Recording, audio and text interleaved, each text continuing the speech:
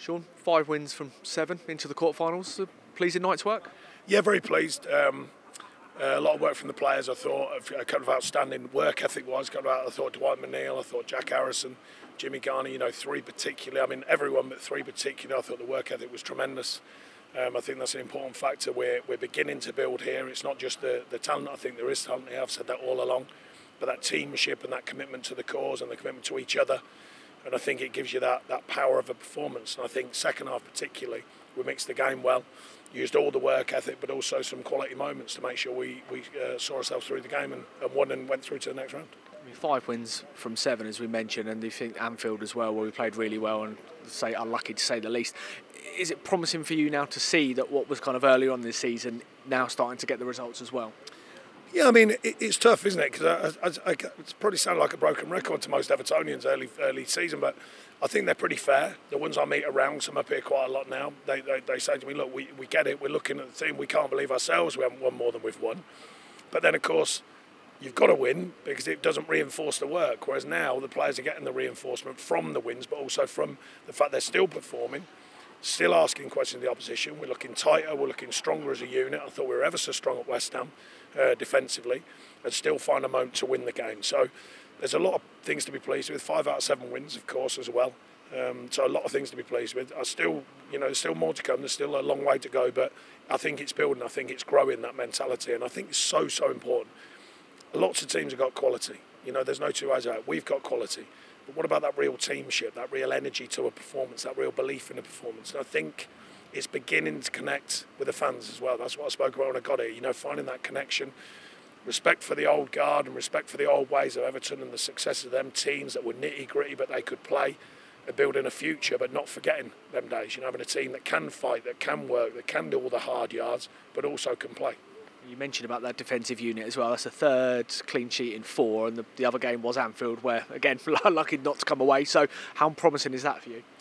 Yeah, I think the habits that the players are instilling, we're obviously as a coaching team, we are as well, but the way they're delivering it, yeah, again, that desire to keep a clean sheet. I mean, I think you saw Jimmy Garner sprint back into the middle of the goal, to not literally saving off the line, but to block one that could have easily gone across him and tapped in, or he could have put it in his own net. I mean, that's a brilliant work ethic from a midfield player to go beyond his centre-halves and do that.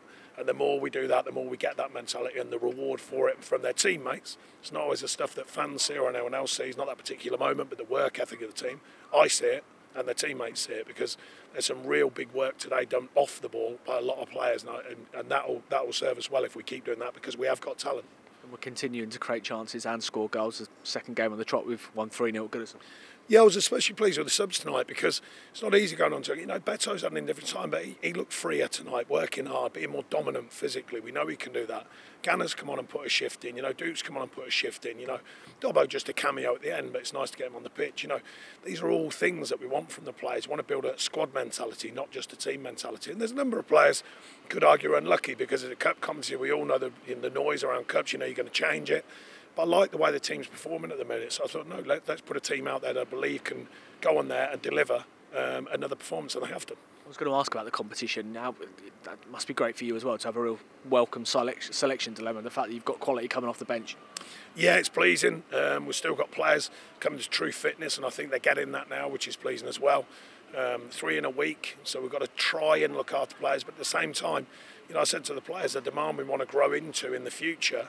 Some of the young players as well, they want to be super talents around the world, then you're going to play a lot of football. So you've got to get used to the mentality to get out there and just keep putting a shift in and find that consistency of performance. Can't emphasise it enough. I've been talking ever since I got here about the players, consistency of mentality and consistency about performances. I think we're getting there. And just to have to mention about the first goal, you say how pleased you are with Dwight's performance. Obviously, your connections at Burnley, how nice for those two to link up for the first. Yeah, and the second, more or less, with a great knockdown and Hammer puts in. Look, I think you certainly know, and many people do, it's nothing to do with Burnley Football Club. I had a fantastic time there. It helped me make myself and who I am and moulded me and my family, everything. There will never be a bad word said about Burnley, I can assure you. I had a fantastic time there. Things change. Life changes, football changes.